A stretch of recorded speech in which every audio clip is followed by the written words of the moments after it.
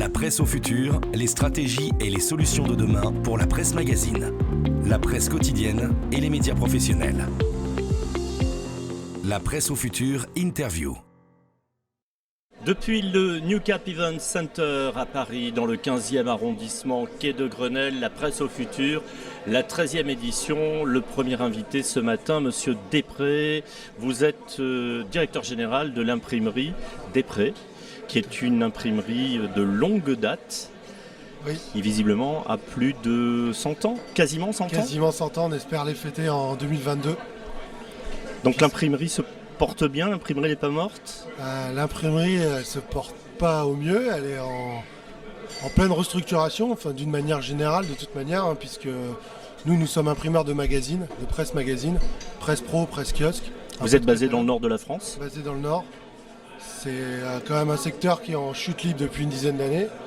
Donc nous, l'imprimerie, elle a des difficultés, mais on est en train de la restructurer pour sortir de cette passe compliquée. Voilà.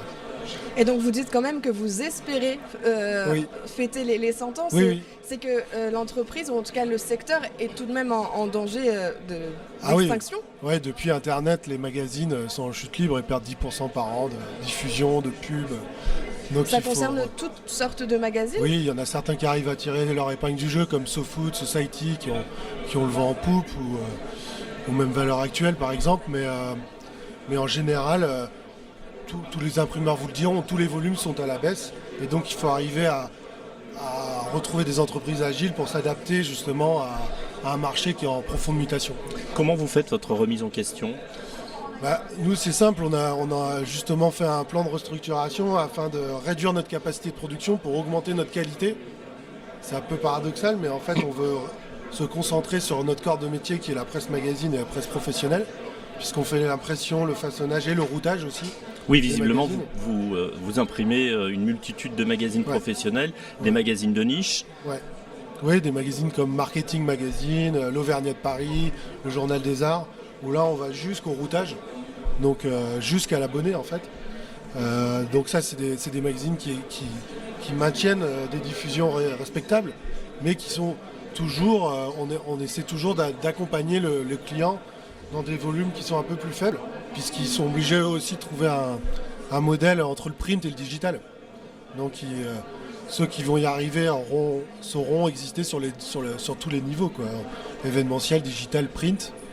Et c'est là tout le challenge pour des gens comme nous, c'est d'accompagner nos clients là, dans cette révolution. Et historiquement, pourquoi Léonce Després Imprimerie a choisi le papier glacé? Alors nous, à l'origine, on était imprimeurs d'hebdomadaires locaux, les Échos du Touquet, Montreuil Hebdo, l'Avenir de l'Artois, qu'on a vendu à la Voix du Nord, pour ensuite investir dans des rotatives pour la presse magazine, puisque là, les papiers sont beaucoup plus qualitatifs que les journaux, même si on fait encore des journaux comme CNews matin, tous les matins, pour le Nord. On a investi là-dedans, puisque dans les années 90, c'était un secteur ultra porteur. Vous vouliez une info, vous achetiez un magazine. Là, aujourd'hui, vous voulez une info, vous allez sur Google. Donc c'est complètement différent. Mais on pense quand même qu'il y a un réel impact sur l'information via le papier, puisqu'aujourd'hui on en a marre d'être connecté. Le week-end ou le soir, on veut justement sortir des WhatsApp, des textos, des emails. On veut avoir une information profonde. Et c'est vraiment la valeur ajoutée du papier. Oui, avec de l'analyse, avec de l'analyse, du recul. Même pour le cerveau, on retient mieux l'information. Donc tout ça, c'est très... Nous, on y croit parce que pour avoir une information à long terme, qu'on comprenne, qu'on analyse, comme vous dites, il faut la lire sur le papier, tout simplement. Et en plus, ça, contrairement aux idées reçues, le papier ne pollue pas tant que ça, puisque on a bien vu maintenant les ravages des serveurs Google sur la fonte des glaces. Oui, on allait vous poser la question justement sur l'impact du print sur l'environnement. L'industrie des arts graphiques est une industrie des moins polluantes en fait, puisqu'elle est complètement circulaire. Puisque tous nos papiers sont recyclés. Comme c'est la première matière première qu'on achète, on n'a pas intérêt à la jeter, nous, elle est complètement recyclée. Donc tout le secteur, il est comme ça dans une industrie circulaire. Et on utilise des papiers recyclés, on essaie avec Citeo, nous on travaille beaucoup avec Citeo sur des encres avec moins d'hydrocarbures. Donc on est très impliqué, on vient d'être renouvelé pour l'ISO 14001. on est très impliqués pour l'environnement parce que ce sera le défi de demain. Voilà. C'est un peu pour ça que vous êtes sur ce salon, Oui, on est là avec pour... des objectifs, j'imagine, oui, particuliers.